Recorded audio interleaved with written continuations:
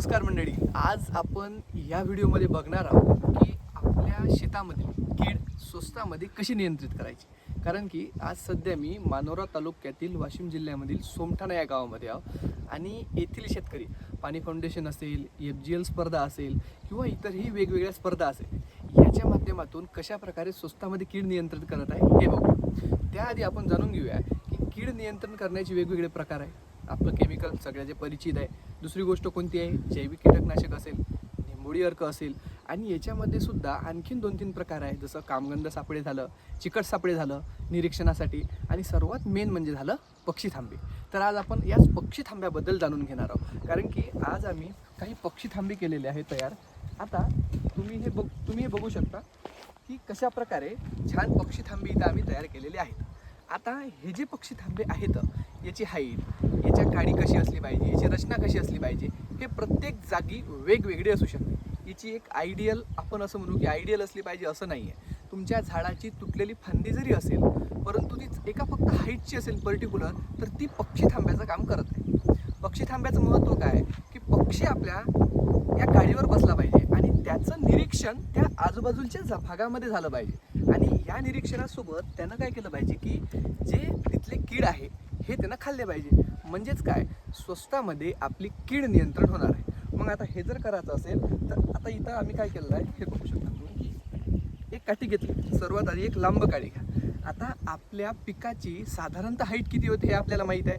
मग त्याच्या 1 ते 1.5 फूट उंचीची ही काडी असली पाहिजे, जे मेन काडी आहे. आता या काडीला सपोर्ट म्हणून आम्ही हे 2 काड्या लावल्या. तुम्ही हे 2 काड्या नाही लावल्या तर हे चालते, काही अडचण नाही आहे, परंतु चांगला सपोर्ट येते. हे काडी हालत नाही. मेन उद्देश काय, हे काडी आपली हल्ली नाही पाहिजे. आता त्यानंतर दुसरी जी काडी आहे हे 2 ते 2.5 फुटाची काय साधारणतः, म्हणजेच पक्षाला याच्यावरती बसता आलं पाहिजे, या ठिकाणाहून या ठिकाणी जाता आलं पाहिजे. हे 2 काड्या आपल्या खूप मेन आहे. आता या 2 काडीनंतर आपण काय केलं, हे जे साईडच्या काड्या लावल्या, हे सपोर्ट लावला. सपोर्ट लावल्यानं काय झालं, ही जी काडी आहे आपली ही हलत नाही.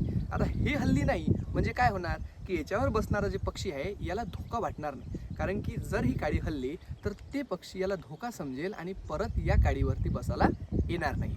तर मंडळी, या प्रकारे आपल्याला स्वस्तामध्ये पक्षी थांबे करायचे. आता याच्यामध्ये जर आपण खर्च बघितला तर साधारणतः ही काडी पवारातलीच आहे. ही बाशेची मला सापडली म्हणून आम्ही बाशेची काडी वापरली. बासा नसता साधी काडी असती, साधी काडी घ्या. त्यानंतर ही सुद्धा काडीच आहे. त्यानंतर आम्ही इथं चिनकं बांधलेतं आणि खाली सपोर्टिंग एकदम फिट यावं म्हणून इथं काय केलं, तार बांधलेतं. मग या प्रकारे जर आपण केलं तर अगदी 0 रुपयामध्ये तुमची कीड नियंत्रणासाठी एक मदतगार हे इलाज साबित होऊ शकते. दुसरी गोष्ट काय, तर आता हे जे तार आहे हे तारीचा हे जे आपण याला म्हणू की साईडचं राहिलेलं जे आहे हे याच्यावर नसलं पाहिजे. का नसलं पाहिजे, कारण की पक्ष्याला इजा होता कामा नये. आपला उद्देश आहे की पक्षी याच्यावर वारंवार आलेला पाहिजे.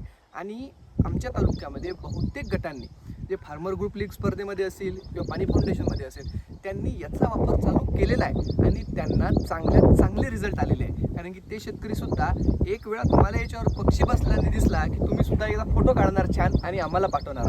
त्यामुळे 100% हे इलाज कायदेशीर काय म्हणतो आपण एकदम फायदेशीर आपल्याला ठरणार आहे. मग आता आणखीन एक मेन गोष्ट येते की मग लावायचे किती.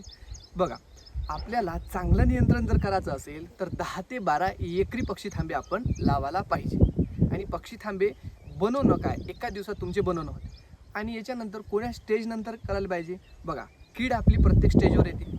आपण प्रत्येक स्टेजवर फवारणी काढत आहोत. फक्त काय होणार, तुम्ही आता पराठी लहान आहे. आता इथं तुम्ही पराठी बघू शकता की आता साधारणतः ही पराठी ठीक आहे. आता ही पराठीच्या हाईटची आपल्याला बनवणं आणि त्याच्यानंतर पराठी आणखीन मोठी झाली की परत बनवणं हे थोडंसं हेडेकचं काम आपल्याला वाटू शकते. त्यामुळे काय करा, साधारणतः ज्यावेळेस पराठी आपली 30-35 दिवसाची होते त्या दिवसापासून आपल्याला पक्षी थांबे लावायला सुरुवात करू शकतो. सोबतच कामगंध सापळे आहेत, जी एकरी आपण 4 लावायला पाहिजे, 4 ते 5 लावायला पाहिजे. त्यानंतर आपले चिकट सापळे आहे, एकरी आपण